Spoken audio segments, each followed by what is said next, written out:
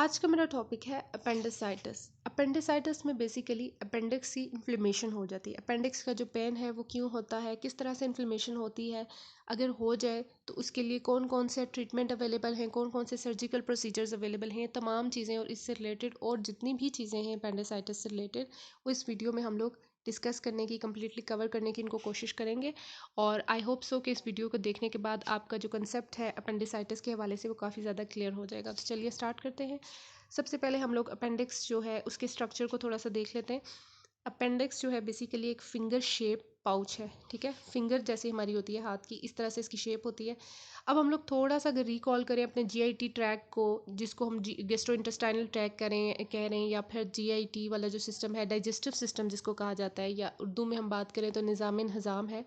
उसके अंदर हम लोगों ने चीज़ देखी थी कि स्मॉल इंटेस्टाइन होती है, ठीक है, छोटी आंत, और लार्ज इंटेस्टाइन है जो बड़ी आंत। अब ये जो अपेंडिक्स है ये बड़ी आंत के साथ अटैच होती है। यहाँ पीछे डायग्राम में देखें, ये बड़ी आंत है, ठीक है, लार्ज इंटेस्टाइन इसके साथ ये अटैच है और फिंगर शेप पाउच है, ठीक है।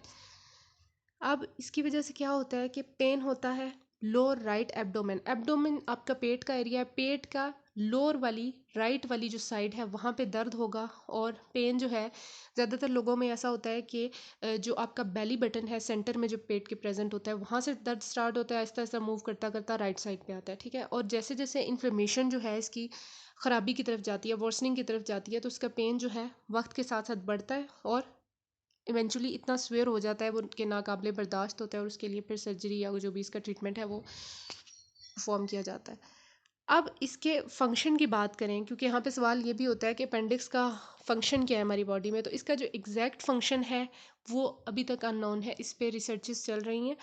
लेकिन एक थ्योरी के मुताबिक ये कहा जाता है कि अपेंडिक्स जो है वो गुड बैक्टीरिया के स्टोर हाउस के तौर पे काम करता है, यानी कि रीबूट करता है डाइजेस्टिव सिस्टम को। जैसे कि कोई डायरिया हुआ है, कोई प्रॉब्लम हुई है, डायरिया को ही जैसे एग्जांपल के तौर पे ले लें, तो उसके बाद क्या होता है कि गुड बैक्टीरिया जो होते हैं ना इंटेस्टाइन के आंतों में, जो अच्छे बैक्टीरिया होते हैं वो डिस्टर्ब हो जाते हैं।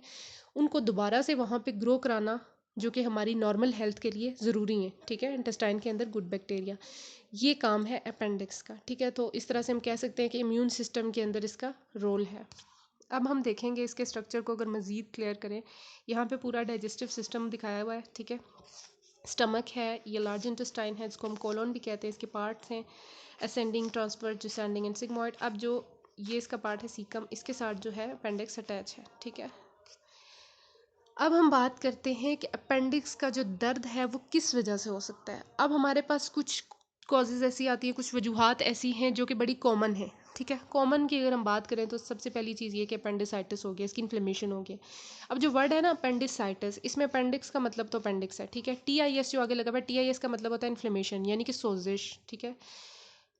दूसरी चीज़ जो इसके अंदर कॉमन में आती है वो है एब्सेस, कोई फोड़ा टाइप चीज़ बन गई, उसके अंदर पस फिल हो गई, उसकी वजह से दर्द हो सकता है अपेंडिक्स का। और अगर बात करें बहुत रेयर कॉज की जो कि बहुत कम देखने को मिलती है, वो है ट्यूमर। कोई ट्यूमर बन जाए अपेंडिक्स के अंदर तो उसकी वजह से इसका दर्द उठ सकता है, ठीक है। अब हम लोग इसके सिम्टम्स की बात करेंगे, यानी कि इसकी अलामात क्या हो सकती हैं अगर खुदा ना खास्ता किसी को अपेंडिसाइटिस हो गया, इन्फ्लेमेशन हो गई है। तो सबसे पहली चीज़ जो देखने को मिलती है वो है दर्द होगा, ठीक है, lower right side of abdomen में। इन एब्डोमेन के जो क्वाड्रेंट्स हैं, इस चीज़ को हम लोग आगे मज़ीद क्लियर देखेंगे, एक डायग्राम से मैं आपको समझाऊंगी। दर्द होगा पेट में, ठीक है। उसके बाद यूरिनेशन पेनफुल होगी, यूरिन पास करते हुए बहुत दर्द होता है। कॉन्स्टिपेशन हो सकती है, डायरिया हो सकता है, ब्लोटिंग होगी, गैस की शिकायत होगी बहुत ज़्यादा, और भूख में कमी मिलेगी, loss of appetite, vomiting, nausea, दिल ख़राब होना, उल्टी होना, बुखार भी हो सकता है, ठीक है। ये सारी इसकी अलामात थी। अब हम बात करेंगे इसकी तशख़ीस की, कि इसकी तशख़ीस कैसे की जाए। तो डायग्नोसिस जो है ना इसका थोड़ा सा ट्रिकी है, ठीक है। सिम्टम्स जो है इसके कभी कभार ऐसा होता है कि अनक्लियर होते हैं, या फिर दूसरे बहुत सारे ऐसे पेट की प्रॉब्लम्स हैं जिससे इसके सिम्टम्स अलामात मिलती जुलती होती हैं। जैसे कि कोई गॉल ब्लैडर का कोई प्रॉब्लम हो गया, ब्लैडर का हो गया, कोई UTI इन्फेक्शन हो गया, और भी बहुत सारी ऐसी रीज़न है जिनमें सेम सेम पेन और सेम सेम सिम्टम्स आ सकते हैं। तो इसके लिए जो है ना हम लोग टेस्ट परफॉर्म करते हैं डायग्नोसिस के लिए, तशख़ीस के लिए। सबसे पहली चीज़ जो आती है ना वो है एग्जामिनेशन एब्डोमेन का, पेट का एग्जाम किया जाता है, फिजिकल एग्जाम, जिसमें इन्फ्लेमेशन के लिए देखा जाता है। उसमें फिर कुछ टेस्ट आ जाते हैं, वो आगे मैं आपको डिटेल से बताऊँगी। सेकेंड नंबर पर जो चीज़ आती है वो यूरिन के टेस्ट किए जाते हैं, ताकि रूल आउट किया जाए कि UTI की वजह से दर्द तो नहीं है, ठीक है। अगर वो टेस्ट परफॉर्म किया है और UTI नहीं आया, ठीक है, तो इसका मतलब है कि कोई और प्रॉब्लम है। फिर रेक्टल एग्जाम किया जाता है, ब्लड टेस्ट किया जाता है देखने के लिए कि बॉडी किसी इन्फेक्शन के साथ फाइट तो नहीं कर रही, क्योंकि उसमें WBCs वगैरह इंक्रीज हो जाते हैं तो समझ आ जाती है उससे, ठीक है। CT स्कैन करते हैं, अल्ट्रासाउंड परफॉर्म करते हैं। अब हम लोग बात करेंगे जो फिजिकल एग्जाम में जो साइंस है। पहला साइन है रोजविंग साइन। रोजविंग साइन के अंदर क्या होता है कि रोजविंग साइन को समझने से पहले हमें आपको क्वाड्रेंट्स का बता देती हूँ। अब जो एब्डोमेन है ना, उसको समझने के लिए, ठीक है, चीज़ों को आसान करने के लिए हम लोगों ने पेट का जो हिस्सा है, एब्डोमेन है, उसको 4 हिस्सों में डिवाइड किया है, ठीक है, राइट और लेफ्ट। अब राइट वाले को 2 हिस्सों में किया। राइट है राइट अपर क्वाड्रेंट जो ऊपर वाली साइड पे, राइट लोअर क्वाड्रेंट जो नीचे वाली साइड पे, इसी तरह से left upper quadrant and left lower quadrant, ठीक है। अब आपको बताती हूँ मैं कि रोजविंग साइन में क्या होता है कि रोजविंग साइन पॉजिटिव तब होगा, पॉजिटिव का मतलब है कि जब रोजविंग साइन पॉजिटिव आ गया, इसका मतलब है कि इसको अपेंडिसाइटिस की वजह से ही दर्द हो रहा है, ठीक है।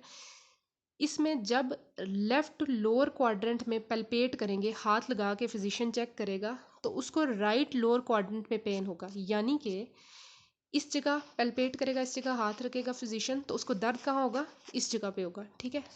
अगर ऐसा हो रहा है तो मतलब कि रोजविंग साइन पॉजिटिव है और इसको अपेंडिसाइटिस है, ठीक है। उसके बाद एक और साइन है जिसे हम कहते हैं मैकबर्नीस पॉइंट या मैकबर्नीस साइन। मैकबर्नीस साइन के अंदर क्या होता है कि पहले हम लोग इस पॉइंट की बात कर लेते हैं। अब ये जो है ना आपका बेली बटन, या जिसको अम्बलाइकस कह रहे हैं, अम्बलाइकस एक पॉइंट लें और दूसरा पॉइंट लें, ये जो आपकी हड्डी उभरी हुई होती है, जो हिप बोन है, उसका एक पार्ट जिसके ऊपर हम लोग ट्राउज़र की लाइनिंग भी रखते हैं, ये बोन जहाँ से उभरी हुई होगी उस पार्ट को हम कहते हैं एंटीरियर सुपीरियर ईलिक स्पाइन। अब इन दोनों पॉइंट्स के दरमियान हम लोग एक लाइन ड्रॉ करें तो इसका जो 2/3 पार्ट होगा ना, ठीक है, उसके ऊपर जब पैल्पेट करता है फिजिशियन, अपना हाथ रख के चेक करता है, तो पेन आता है, ठीक है। अगर ऐसा हो रहा है तो इसका मतलब है कि मैकबर्नीस साइन पॉजिटिव है और इसको अपेंडिसाइटिस है, ठीक है। ये एग्जैक्ट एरिया मैंने आपको बता दिया, यहाँ पे पैल्पेशन करने से पेन मिलता है। अब हम बात करें कि अपेंडिक्स की कॉम्प्लिकेशंस की, कि क्या क्या कॉम्प्लिकेशन बन सकती हैं। पहली चीज़ ये कि अगर अपेंडिक्स जो है वो रप्चर हो जाए, रप्चर का मतलब होता है बर्स्ट हो जाए, फट जाए, उसकी वजह से क्या होता है कि इन्फेक्शन जो है वो पूरे पेट में, एब्डोमेन में फैल गया है। एब्डोमेन के अंदर एक कैविटी होती है जिसको हम कहते हैं पेरिटोनियम कैविटी। पेरिटोनियम कैविटी की इन्फ्लेमेशन हो जाती है जिसको हम कहते हैं पेरिटोनाइटिस बन जाता है, ठीक है। और ये जो है ना लाइफ थ्रेटनिंग कंडीशन है, और इस कंडीशन के अंदर ऐसा होता है कि सर्जरी इमीडिएटली उसी वक्त परफॉर्म करनी पड़ती है ताकि अपेंडिक्स को रिमूव किया जाए और उसके साथ साथ एब्डोमिनल कैविटी को क्लीन किया जाता है, साफ़ किया जाता है, जो उसके कंटेंट्स फैल गए होते हैं ना पूरे पेट में, उनको बाहर निकाला जाता है। उसके बाद जो सेकेंड कॉम्प्लिकेशन है वो ये है कि एक छोटी सी पॉकेट बन जाती है पस की, ठीक है, जो कि एब्डोमेन के अंदर बनती है। अब अगर अपेंडिक्स जो है वो बर्स्ट होगी या रप्चर हो गई है तो उसके अंदर क्या होता है कि छोटी सी पॉकेट बन जाती है इन्फेक्शन की, एब्सेस, जिसके अंदर पस एक्यूमुलेट हुई होती है बेसिकली। ज़्यादातर केसेस में क्या होता है कि सर्जन जो है ना वो एक इस पस को ड्रेन करने के लिए, बाहर निकालने के लिए एक छोटी सी ट्यूब एब्डोमेन वॉल के ज़रिए पेट में डालते हैं, ठीक है। और ये ट्यूब जो है एक तरीके के मुताबिक 2 हफ्तों तक रखी जाती है पेट में, और साथ साथ एंटीबायोटिक्स दी जाती हैं ताकि वो इन्फेक्शन जो है वो क्लियर हो जाए, साफ़ हो जाए। और जब एक बार इन्फेक्शन क्लियर हो जाता है तो फिर सर्जन जो है वो सर्जरी परफॉर्म करके अपेंडिक्स को निकाल देता है। और कुछ केसेस में ऐसा होता है कि एब्सेस को उसी वक्त ड्रेन करके और साथ ही सर्जरी परफॉर्म करके अपेंडिक्स को बाहर निकाल दिया जाता है। अब ये पेशेंट की कंडीशन पर डिपेंड करता है कि सर्जन उसके साथ क्या परफॉर्म करेगा।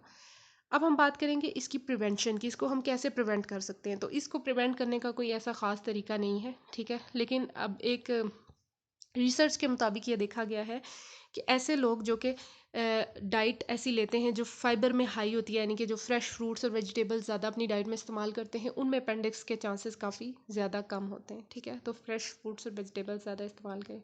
अब हम बात करेंगे इसके ट्रीटमेंट की तरफ, ट्रीटमेंट की तरफ आएंगे। ट्रीटमेंट में मैं जल्दी जल्दी करने की कोशिश कर रही हूँ कि जल्द से जल्द वीडियो कंप्लीट हो जाए और कम से कम टाइम में आप लोग ज़्यादा से ज़्यादा चीज़ें सीख सकें। ट्रीटमेंट में इसकी आ जाती है सर्जरी। सर्जरी जो अपेंडिक्स को रिमूव करने के लिए परफॉर्म की जाती है, इसको कहते हैं हम लोग अपेंडेक्टमी। अब सर्जरी 2 टाइप्स की है इसमें, एक है ओपन सर्जरी, ठीक है, और एक है लेप्रोस्कोपिक सर्जरी। अब जो ओपन सर्जरी है इसके अंदर एक इंसिजन लगाई जाती है, पेट पे एक कट लगाया जाता है, जो कि जिसकी मेजरमेंट की बात करें कि कितना लंबा कट होगा, 2 से 4 इंच वो लंबा हो सकता है। अगर सेंटीमीटर्स में बात करें तो 5 से 10 सेंटीमीटर्स लंबा कट होता है। और या फिर सर्जरी जो दूसरी है लेप्रोस्कोपिक सर्जरी, उसमें क्या होता है कि छोटी छोटी 2-3 इंसिजन्स लगाई जाती हैं, छोटे छोटे 2-3 कट बजाय इसके एक बड़ा कट लगाया जाए और उसके ज़रिए परफॉर्म की जाती है। और लेप्रोस्कोपिक एपेंडेक्टमी के दौरान सर्जन जो है वो क्या करता है कि स्पेशल सर्जिकल टूल्स होते हैं और वीडियो कैमरा होता है जो कि एब्डोमेन में इंसर्ट किया जाता है ताकि देखा जा सके अंदर क्या कंडीशन है, और उसके साथ ही रिमूव कर दिया जाता है उसको। अब हम लोग इसको थोड़ा सा विजुलाइज करें लेप्रोस्कोपिक एपेंडेक्टमी को, तो यहाँ पे आप देख सकते हैं कि एक मिड में इंसर्शन आपको नज़र आ रही है। यहाँ पे एक इंसिजन लगा के कट लगा के इंसर्ट किया है सर्जन ने। एक यहाँ पे है, 3 है टोटल, ठीक है। इस वाली में वीडियो कैमरा है जो साथ मॉनिटर पे शो हो रहा होगा। अब इन दोनों में फ़र्क क्या है थोड़ा सा मैं आपको बताऊं कि जनरली लेप्रोस्कोपिक जो सर्जरी है, क्योंकि अंदर इसके कट जो है वो छोटे होते हैं, 3 होते हैं लेकिन कम होते हैं, ठीक है, छोटे छोटे, लेंथ इतनी ज़्यादा नहीं होती, तो इसमें रिकवरी फास्टर होती है, हीलिंग जो है वो उसमें दर्द कम होगा, स्कारिंग कम होगी। और ऐसे लोग जिनकी उम्र बहुत ज़्यादा होगी या लोग कोई ओबेसिटी से सफ़र कर रहा है जिसका वज़न बहुत ज़्यादा है, तो उनके लिए ये अच्छी है लेप्रोस्कोपिक। लेकिन कुछ कंडीशंस ऐसी हैं जिसमें लेप्रोस्कोपिक सर्जरी परफॉर्म नहीं कर सकते, हर एक के लिए अप्रोप्रिएट नहीं है। ख़ास तौर पे ऐसी कंडीशन जिसमें रप्चर हो चुकी है अपेंडिक्स, या इन्फेक्शन पूरे पेट में फैल गया है, या फिर एब्सेस है, तो उसमें अपन अपेंडेक्टमी करनी पड़ती है हर हाल में, क्योंकि सिर्फ अपेंडिक्स को रिमूव नहीं करना, साथ साथ एब्डोमिनल कैविटी को क्लीन भी करना पड़ता है, जैसे मैंने आपको पीछे बताया। तो 1 या 2 दिन गुजारने पड़ते हैं हॉस्पिटल स्टे, 2 दिन का होता है अपेंडेक्टमी के बाद। अब हम लोग बात करेंगे लाइफस्टाइल और होम रेमेडीज़ की, कि क्या क्या चीज़ें करके आप इसको रिकवरी इसकी फ़ास्ट कर सकते हैं, जल्दी ठीक हो सकते हैं। तो सबसे पहली चीज़ ये सर्जन आपको, आपका जो फिजिशियन होगा वो भी गाइड करेगा। उसमें ये चीज़ होती है कि स्ट्रेनस एक्टिविटी को अवॉइड करना है, ठीक है। अगर अपेंडेक्टमी रेप्रोस्कोपिकली हुई है तो फिर आपको 3 से 5 दिन तक आराम करना होगा, कोई किसी किस्म की एक्टिविटी परफॉर्म नहीं करनी। अगर ओपन हुई है तो फिर आपको ज़्यादा वेट करना पड़ेगा, 10 से 14 दिन इंतज़ार करना पड़ता है। डॉक्टर से आपने हमेशा मशवरा करना है कि क्या क्या लिमिटेशन है, क्या चीज़ मैं कर सकता हूँ, क्या नहीं कर सकता, अपनी नॉर्मल एक्टिविटीज़ लाइफ की कब तक कंटिन्यू कर सकते हैं। आपका डॉक्टर, आपका सर्जन आपको अच्छे से गाइड करेगा। उसके बाद ये चीज़ होती है, एहतियाती तदाबीर में आता है कि एब्डोमेन को सपोर्ट करना है जब आप कफ कर रहे हो, खांस रहे हो या हंस रहे हो, तकिया लेके, पिलो या कुशन लेके उसको पेट पे रखना है और दबाना है जब आप खांसी कर रहे हो, हंस रहे हो, ताकि आपके जो पेट वाला एरिया है, एब्डोमेन है, उस पर प्रेशर ना पड़े, ठीक है, और दर्द कम से कम हो। उसके बाद ये है कि अगर आपकी जो पेन किलर जो आपको डॉक्टर ने प्रिस्क्राइब की हुई है वो सही से काम नहीं कर रही, आपको दर्द हो रहा है, तो आप जो है डॉक्टर से बात करें, क्योंकि जितना ज़्यादा दर्द होता है उससे एक्स्ट्रा स्ट्रेस पड़ता है बॉडी के ऊपर और हीलिंग का जो प्रोसेस है वो स्लो होता है, ठीक है। और जब आपको लगे कि आप ठीक हो रहे हैं तो उस टाइम आप मूव करना और रेडी होना स्टार्ट करें और अपनी एक्टिविटीज़ जो हैं डेली लिविंग की उनमें वापस आएँ। और अपना जो एकदम से एक्टिविटी स्टार्ट नहीं करनी, स्लोली स्लोली आहिस्ता आहिस्ता उसको इंक्रीज़ करना है, ठीक है। जब भी आपको नींद आए, थकावट महसूस हो, सो जाएं, ठीक है। इसके क्या होता है कि जब बंदे की बॉडी हीलिंग के प्रोसेस से गुजर रही होती है तो नींद अमूमन ज़्यादा आती है, ठीक है। तो जब भी ज़रूरत पड़े आराम करें ज़्यादा से ज़्यादा, और अपने डॉक्टर से, फिजिशियन से, सर्जन से बात करें कि कब तक, अगर कोई बच्चा है तो ज़ाहिर है उसने स्कूल वापस जाना है, बड़ा है तो काम को दोबारा से कंटिन्यू करना है, कि कब तक मैं काम वापस कर सकता हूँ, क्या क्या एक्टिविटीज़ किस किस तरह से कर सकता हूँ, ठीक है। स्टर्नस एक्टिविटीज़ में जो है अगर हम बात करें तो इसके अंदर क्या आ जाता है कि कोई अगर जिम क्लासेस लेता है या कोई स्पोर्ट्स एक्टिविटी है तो इन चीज़ों को अवॉइड करना पड़ता है। उसके बाद आ जाती है अल्टरनेटिव मेडिसिन। अल्टरनेटिव मेडिसिन, एक तो मेडिसिन वो होगी जो डॉक्टर आपको प्रिस्क्राइब करेगा, ठीक है, अपेंडेक्टमी के बाद। उसके अलावा हम लोग कुछ कॉम्प्लीमेंट्री और अल्टरनेटिव ट्रीटमेंट्स की बात करें जो मेडिकेशंस के साथ आप ले सकते हैं, उसमें आ जाती है पहले नंबर पे डिस्ट्रैक्टिंग एक्टिविटीज़। जैसे कि कुछ लोगों को म्यूज़िक सुनने से उनका स्ट्रेस रिलीव होता है, दोस्तों के साथ वक्त गुजारें, अच्छा लगता है जब आप अपने दोस्तों से बात करते हैं, और इससे क्या होता है कि आपका जो माइंड है वो दर्द से हट जाता है, ठीक है, ये डिस्ट्रैक्शन होती है। और ये बच्चों के अंदर काफ़ी इफ़ेक्टिव है, ठीक है, उसको आप किसी खेल में लगा दें ताकि उसका ध्यान दर्द से हट जाए, ठीक है। उसके अलावा गाइडेड इमेजरी यूज़ की जाती है। गाइडेड इमेजरी में क्या होता है कि पेशेंट को हम कहते हैं कि आप अपनी आंखें बंद करें और अपनी जो फेवरेट प्लेस है उसके बारे में सोचें, तो इस तरह से क्या होगा कि उनको पेन कम फील होगा। Thank you so much for watching.